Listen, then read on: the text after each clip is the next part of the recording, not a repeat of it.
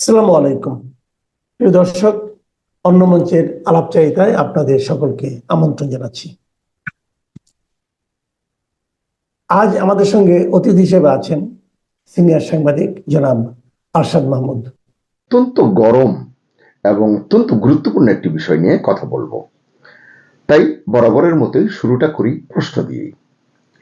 প্রশ্নটা হলো, যে আওয়ামী লীগকে নির্বাচন থেকে বাইরে রাখার কথা বলা হচ্ছিল, সেই আওয়ামী লীগই কি এবার সরি বললেই নির্বাচনে অংশ নিতে পারছে বা ভোটে ঢুকে যেতে পারছে? এই যে ইউটার্ন, এটা কি হঠাৎ করেই ইউনূস সরকারের নিজস্ব সিদ্ধান্ত,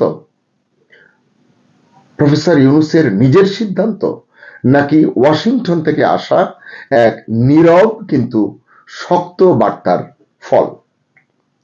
আজ আমরা সেই বিষয়টি খোলাসা করে আলোচনা করতে চেষ্টা করব। মোহাম্মদ ইউনূসের এই এক লাইনের বক্তব্য এখন বাংলাদেশের রাজনীতিতে তোলপাড় তুলেছে।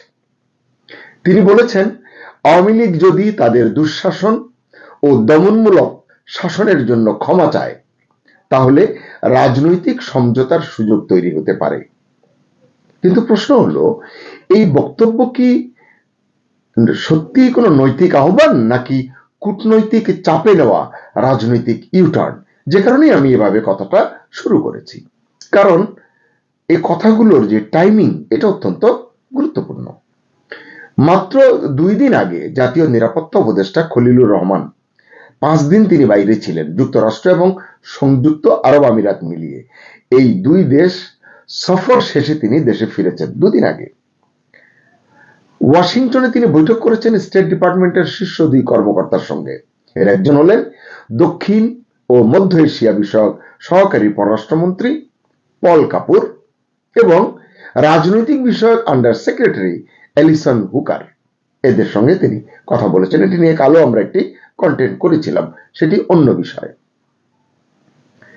ঢাকার কূটনৈতিক এবং রাজনৈতিক বিশ্লেষকদের মতে আলোচনার মূল বিষয় ছিল আসন্ন নির্বাচন, মানে হুকারের সঙ্গে এবং পল কাপুরের সঙ্গে খলিলুর রহমানের আলোচনার মূল বিষয় ছিল 12 ফেব্রুয়ারির নির্বাচন। কি ছিল এই নির্বাচন, কতটা গ্রহণযোগ্য হবে এবং আদৌ তা অন্তর্ভুক্তিমূলক হচ্ছে কিনা, ইনক্লুসিভ হচ্ছে কিনা। এখানেই আসে যুক্তরাষ্ট্রের ভূমিকার কথাটি। ওয়াশিংটন প্রকাশ্যে কখনো বলেনি কিন্তু যে আওয়ামী লীগকে নির্বাচনে রাখতেই হবে, আনতেই হবে, এটা কিন্তু বলেনি।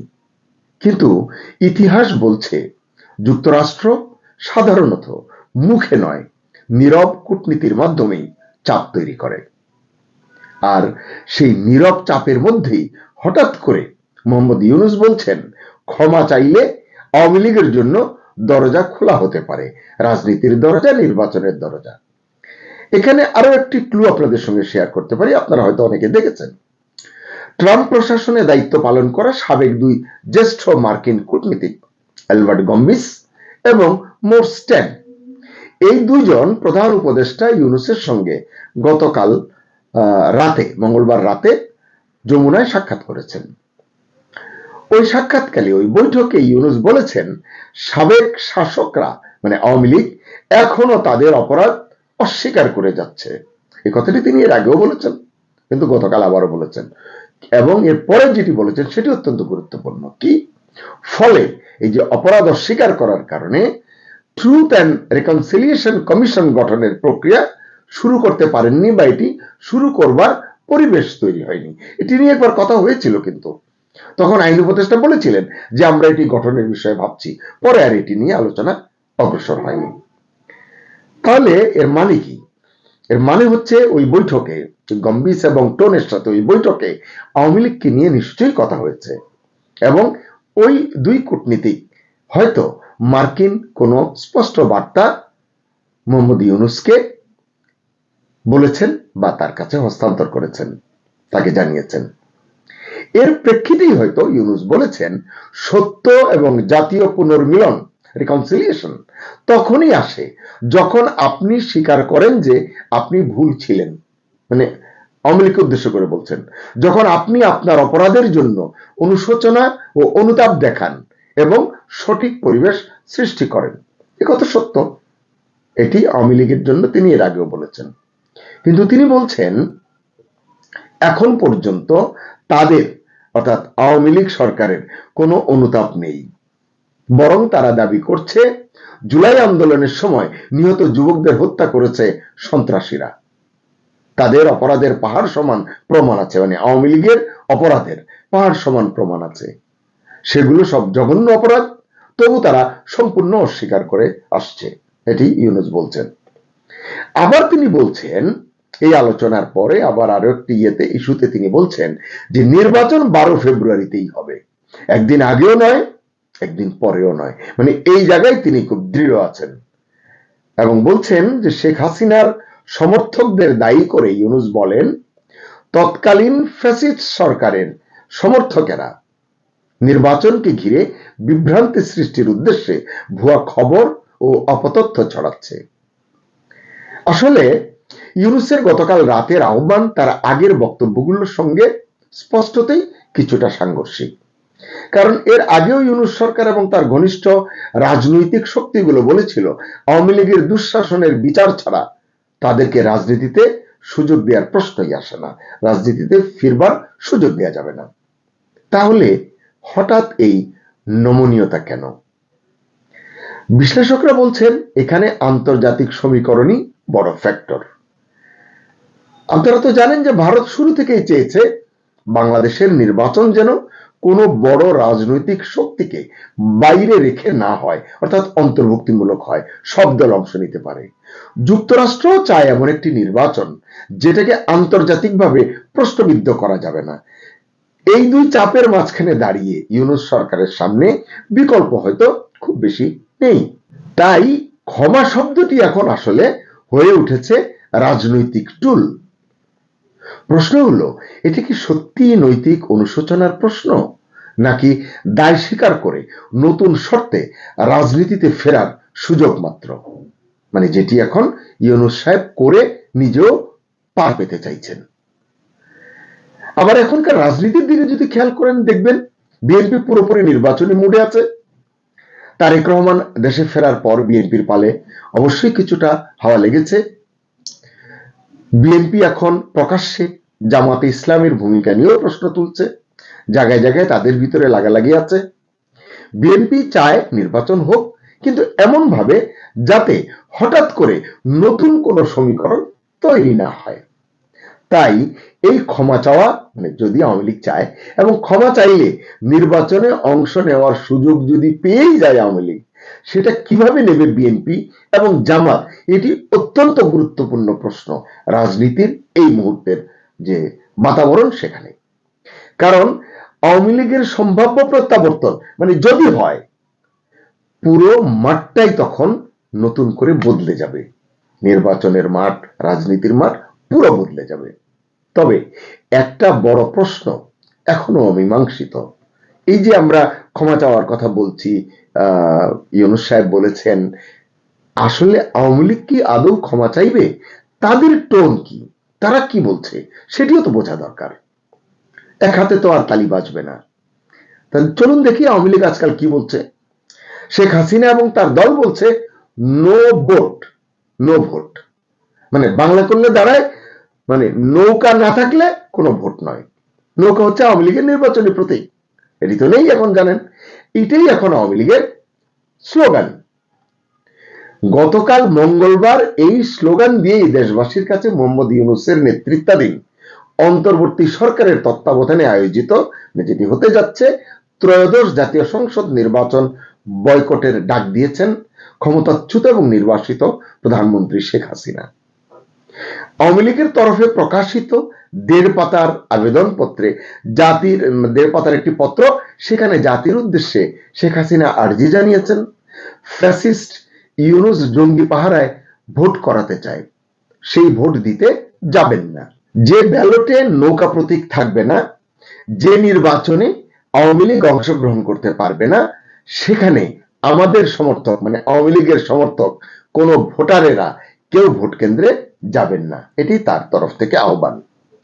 মাস 3 আগে রয়টার্সকে দেওয়া এক সাক্ষাৎকারেও ভোট বয়কটের ইঙ্গিত দিয়েছিলেন শেখ হাসিনা। তাহলে বোঝা গেল যে এই হচ্ছে আওয়ামী লীগের অবস্থান নির্বাচনে অংশ নেওয়া না নেওয়া নিয়ে। আবার যদি মনে করা হয় যে আওয়ামী লীগ সত্যিই ক্ষমা চায়, কারণ রাজনীতিতে তো শেষ কথা বলে কিছু নেই, তো যদি ক্ষমা চায় সেটা কি আওয়ামী লীগের জন্য রাজনৈতিক আত্মসমর্পণ হবে, নাকি বহুদিন পর নির্বাচনী রাজনীতিতে ফেরার কৌশলী চাল হবে? প্রধান উপদেষ্টা ইউনূসের একটি বাক্য আজ বাংলাদেশের রাজনীতিকে দাঁড় করিয়ে দিয়েছে এক বড় ক্রসরোডে। এই রাস্তা কোথায় গিয়ে শেষ হবে ঘোষিত তফসিল অনুযায়ী, মানে 12ই ফেব্রুয়ারি অনুযায়ী এই নির্বাচন ফেব্রুয়ারিতেই হবে, নাকি নতুন তফসিল ঘোষণার উপলক্ষ তৈরি হবে, নতুন তফসিল ঘোষণা করা হবে? কারণ আওয়ামী লীগ যুক্ত হলে তো তফসিল বদলাতেই পারে, এমন রেকর্ড অতীতে কিন্তু আছে। নাকি নতুন সমঝোতায় পথ চলা শুরু হবে? এই প্রশ্নগুলো কিন্তু উঠছে, এবং এই প্রশ্নের উত্তরগুলি এখন আমাদের অপেক্ষা করে দেখার বিষয়। সুপ্রিয় দর্শক শ্রোতা, শেষ করার আগে আপনার জন্য প্রশ্ন, যে দলকে, মানে আওয়ামী লীগকে গণতন্ত্র ধ্বংসের দায়ে ক্ষমতার বাইরে রাখার প্রাণান্ত চেষ্টা হয়েছিল বা হচ্ছে, তারা কি এবার শুধু সরি বলেই ভোটের মাঠে ঢুকে পড়তে যাচ্ছে, নাকি এই যে ক্ষমার রাজনীতি আসলে আওয়ামী লীগকে বাঁচানোর জন্য নয়, একটা প্রশ্নবিদ্ধ নির্বাচনকে আন্তর্জাতিকভাবে বৈধ দেখানোর কৌশল, যেটি নিয়ে আমরা এতদিন কথা বলেছি, যে নির্বাচন তিনি করছেন, ইউনিক বলছেন, ঐতিহাসিক করবেন বলছেন, সেটি আসলে ভোটাররা অংশ না নিলে হবে কিনা, বিশ্ববাসীর স্বীকৃতি পাবে কিনা, এই প্রশ্নটিও কিন্তু ইউনূস সাহেবের সামনে অনেক বড় একটি পরীক্ষা হয়ে দাঁড়িয়েছে। তাই ইউনূস কি সত্যি ন্যায় বিচার চাচ্ছেন, নাকি আন্তর্জাতিক চাপ সামলাতে গিয়ে রাজনীতির দিকটাই আসলে বদলে ফেলছেন? রায় আপনার, কমেন্টে লিখুন সেই রায়ের কথা। ক্ষমা না বিচার, নির্বাচন না সমঝোতা। দর্শক থাকুন। আসসালামু আলাইকুম। আমি যদি বলি যে আমরা যে কনফিডেন্ট না 12 ফেব্রুয়ারি বাংলাদেশের নির্বাচন হচ্ছে, সেই কনফিডেন্ট না বাংলাদেশের অন্তর্বর্তীকালীন প্রধান উপদেষ্টা ডক্টর মোহাম্মদ ইউনূস। আমরা যে সবসময় আমাদের অতিথিদের প্রশ্ন করি, আপনি কি কনফিডেন্ট 12 তারিখে বাংলাদেশের নির্বাচন অনুষ্ঠিত হচ্ছে? 1-2 জন বিচ্ছিন্ন ছাড়া বাকি সবাই নির্দ্বিধায় উত্তর দেয়, এই এই এই হচ্ছে, হবে, হইলে এই হবে, না হইলে সেই হবে। মানে স্টেট কার্ড 12 তারিখে নির্বাচন হচ্ছেই হচ্ছে। এই আমেজটা বাংলাদেশের আপামর জনগণ তো দূরের কথা, বাংলাদেশে যারা রাজনৈতিক ওয়াকিবহাল মহল তাদের নলেজেও কেন ভালোভাবে ঢুকেনি কি এই কারণ, যিনি মেইন কেন্দ্রে বসে আছেন ডক্টর মোহাম্মদ ইউনূস, তিনি নিজেই কনফিডেন্ট হতে পারছেন না। তার আশেপাশে হয়তো এমন কোনো আবহাওয়া দেখতে পাচ্ছেন, এমন কোনো নাড়াচাড়া, এমন কোনো উপলক্ষ দেখতে পাচ্ছেন যে সেইগুলো যদি বড় আকার ধারণ করে তাহলে নির্বাচন অনুষ্ঠান তার জন্য অসম্ভব হয়ে উঠতে পারে। আরো যদি প্রশ্ন করি, ডক্টর মোহাম্মদ ইউনূস নিজেই কি প্রস্তুত, তার সরকারকে কি তিনি সেভাবে প্রস্তুত করেছেন যে বাংলাদেশে 12ই ফেব্রুয়ারি একটি সাধারণ নির্বাচন তো অবশ্যই, সাথে আবার গণভোট, সেইটা অনুষ্ঠিত হবে সুষ্ঠু, সুন্দর, স্বাভাবিক পরিবেশে? উত্তর হচ্ছে না। ডক্টর মোহাম্মদ ইউনূস তার সরকারকে এবং সরকারের যেসব মেকানিজম আছে, রাষ্ট্রযন্ত্রকে, সেই প্রস্তুতির ধারে কাছেও 1.5 বছর সময় পেয়েও তিনি নিয়ে যান। তার সবচেয়ে বড় উদাহরণ হলো অস্ত্র, যেটি এখন আদালতে ইস্যু হয়ে উঠেছে। আপনারা খেয়াল করে দেখবেন, প্রধান উপদেষ্টা ডক্টর মোহাম্মদ ইউনূস আজ থেকে একদিন আগে 14 জানুয়ারি 2025 আবার জোর দিয়ে বারবার বলছেন, আমেরিকার ডোনাল্ড ট্রাম্পের বিশেষ দূতরা এসে তাকে দেখুন ছাই দিয়ে চেপে ধরেছে, কি হচ্ছে, আপনি কি নির্বাচন করার মতো সক্ষম? তিনি তখন উত্তর দিচ্ছেন, নির্বাচন 12 তারিখে অনুষ্ঠিত হবে, 12 তারিখের একদিন আগেও না, একদিন পরেও না। শুধু ডোনাল্ড ট্রাম্পের এই সাবেক 2 প্রশাসনের কর্মকর্তা নয়, এর আগেও পুরো ডিসেম্বর মাস জুড়ে ডক্টর মোহাম্মদ ইউনূস বিভিন্ন মহলের বিভিন্ন সময়ে নিজে থেকেই উদ্যোগী হয়ে তিনি বলেছেন যে 12 তারিখে নির্বাচন হবে, 12 তারিখে নির্বাচন হবে, 12 তারিখে নির্বাচন হবে। তার এই বারবার 12 তারিখে নির্বাচন হওয়াটা থেকে আমাদের মধ্যে প্রশ্ন আরো জাগে, তিনি কি দেখতে পাচ্ছেন যে শেষ মুহূর্তে এমন কোনো আলামত তৈরি হতে পারে যে নির্বাচন অনুষ্ঠান তার জন্য দুরূহ হয়ে উঠতে পারে? তিনি বাংলাদেশের বিদায়ী ব্রিটিশ রাষ্ট্রদূত স্টেসি জ্যাকবসনকেও তিনি বলেছেন, সেটা ডিসেম্বরের মাঝামাঝি সময় তিনি যখন বিদায়ী সাক্ষাৎ করতে আসেন তখন বলেছেন যে 12 তারিখেই নির্বাচন হবে। সার্জিও গোর, দক্ষিণ এশীয় বিষয়ক আমেরিকার বিশেষ দূত এবং ভারতের যুক্তরাষ্ট্রের হাই কমিশনার রাষ্ট্রদূত, তার সাথে টেলিফোন আলাপে ডক্টর ইউনূস এই কথাই রিপিট করেছেন, নিজে থেকে অনেক সময় রিপিট করছেন, 12 তারিখে নির্বাচন হবে, 12 তারিখে নির্বাচন হবে, 12 তারিখে নির্বাচন হবে। ডিসেম্বরে সুদানে যখন বাংলাদেশের শান্তি বাহিনীর 6 জন সৈনিক মারা যান, তখনও জাতিসংঘের মহাসচিব অ্যান্থনিও গুতারেস তিনি যখন ডক্টর ইউনূসকে ফোন করেন, তখনও ডক্টর ইউনূস বলেছেন 12 তারিখে নির্বাচন হবে, 12 তারিখে নির্বাচন হবে, 12 তারিখে নির্বাচন হবে। এর আগে তার প্রেস উইং বারবার বলছে। সংবাদ মাধ্যম যখন তার প্রেস উইংকে জিজ্ঞেস করে যে আপনারা কেন নিজেরাই উদ্যোগে বারবার 12 তারিখ বলছেন, এমন কি কিছু আছে যে কোনো গোলযোগ লেগে যেতে পারে, তারা উত্তর দিচ্ছেন না, বিদেশি কূটনীতিকরা জানতে চায়, তাদের কাছে নানা খবর যায়। সে খবরটি কি খবর যায়? মোটেই পজিটিভ খবর নিশ্চয়ই না। ফলে ডক্টর ইউনূসকে বারবার উচ্চারণ করতে হচ্ছে যে 12 তারিখে নির্বাচন। সত্যিকার অর্থে দেশীয় এবং আন্তর্জাতিক এমন পরিস্থিতি, ডক্টর ইউনূস তিনি হয়তো যে কোনো ভাবে একটি লামসাম নির্বাচন করে তিনি ভাগতে চান, যেটাকে এক্সিট বলা হচ্ছে ভদ্র ভাষায়। কিন্তু তিনি যে 1-1.5 বছর থেকে যাওয়ার খায়েশ নিয়ে, দীর্ঘ সময় থেকে যাওয়ার খায়েশ নিয়ে তিনি নির্বাচনের কোনো প্রস্তুতি নেননি, সেইটি এখন আর কারো কাছে প্রকাশ হলো। এখন কারো কাঁধে পিন্ডি বুধুর ঘাড়েও চাপাতে পারছেন না যে এই কারণে এর দোষ, রাজনৈতিক মহলের দোষ। বদিউল্লাহ মজুমদারকে দিয়ে জন্য বলাচ্ছেন যে রাজনৈতিক নেতৃবৃন্দের কারণে বা রাজনৈতিক দলগুলোর কারণে হয়তো নির্বাচনী ট্রেন লাইন চলতে হতে পারে, কিন্তু তাদের কাঁধে যে মূল দায় সেটা তারা নিতে পারছে না। গণভোট একটা খুবই বিচিত্র রকম একটা কাণ্ড কারখানা বাংলাদেশে ঘটতে যাচ্ছে, যেখানে বাংলাদেশের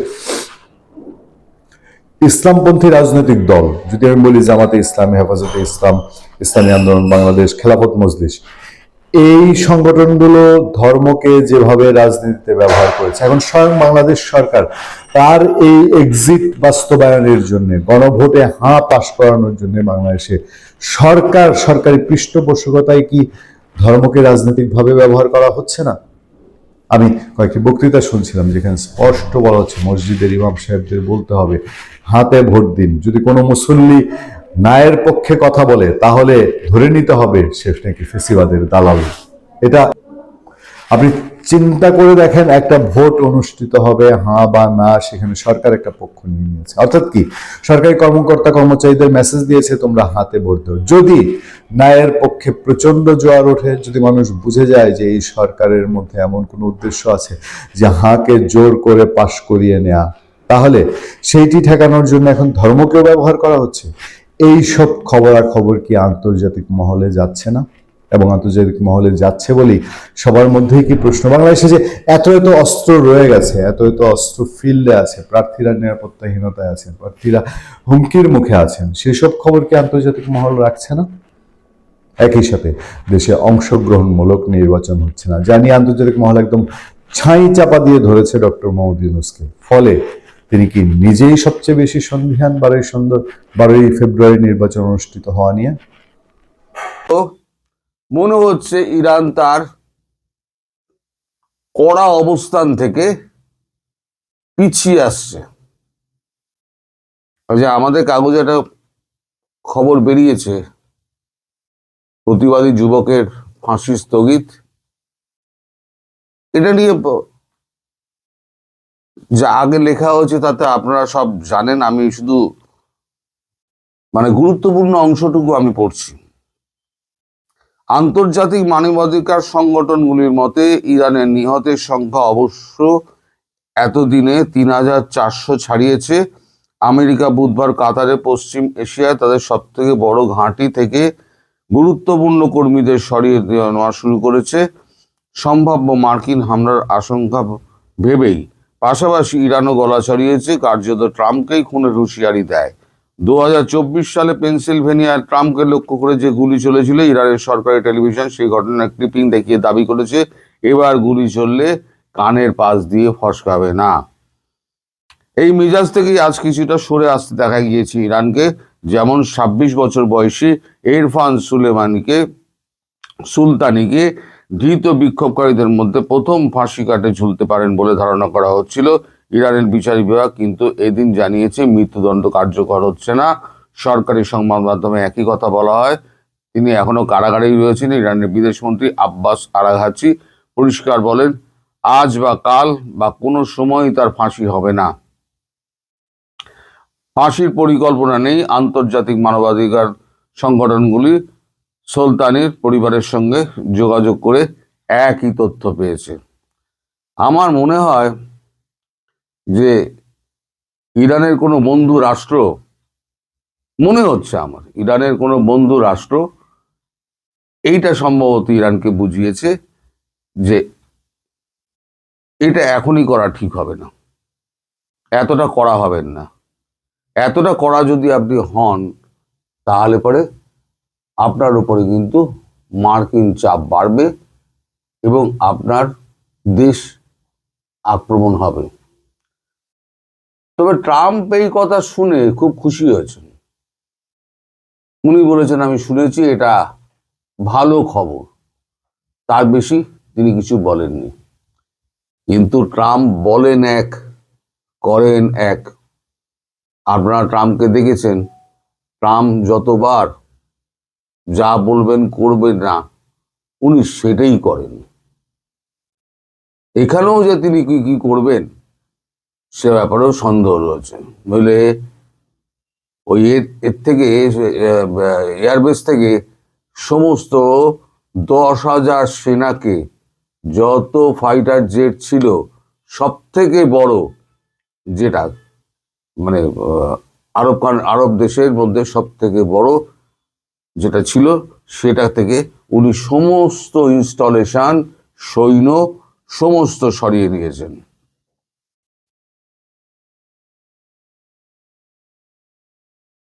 এখন আন্তর্জাতিক সম্প্রদায় মনে করছে যে এটা একটা সাময়িক বিরতি, কিন্তু এটা বরাবরের জন্য নয়। তার কারণ হচ্ছে ট্রাম্পের আলটিমেটলি মানে হচ্ছে মৌলবাদ খতম করা। আর একবার যখন বাঘের মুখে রক্ত লেগে গেছে, তখন বাঘ কিন্তু ছাড়বে না। কারণ এটাও খবর পাওয়া যাচ্ছে যে ইরানের মানে একটা জাহাজ বলতে কি, মানে আপনার রণতরী, একটা পুরো ফ্লিট, রুজভেল্ট, তাকে পাঠিয়ে দেওয়া হয়েছে পারস্য উপসাগরের দিকে। এখন সেটি রয়েছে সাউথ চায়না সিতে। তার পৌঁছাতে আরো বেশ কিছুদিন লাগবে। ওই এতে যে ফ্লিটটা আছে, সেই ফ্লিটটা শুধু একা আসে না, তার মধ্যে তার পাশে দুটো আরো যুদ্ধজাহাজ থাকে, তলায় থাকে সাবমেরিন। খুব সম্ভবত এটা পারস্য উপসাগরে এসে দাঁড়াবে এবং ওখানে না পৌঁছানো পর্যন্ত ট্রাম্প খুব একটা ব্যবস্থা নেবেন না। সঙ্গে ইসরায়েলের কিন্তু প্রধানমন্ত্রী কিন্তু বেঞ্জামিন নেতানিয়াহু, তিনি কিন্তু ইসরায়েল ছেড়ে তিনি অন্যত্র কোথাও গেছেন। সম্ভবত মার্কিন প্রেসিডেন্ট ওয়াশিংটনের ডিসিতে ট্রাম্পের সঙ্গে দেখা করতে গেছেন। এই নিয়ে কিছুর একটা খিচুড়ি পিচুড়ি পাকাচ্ছে।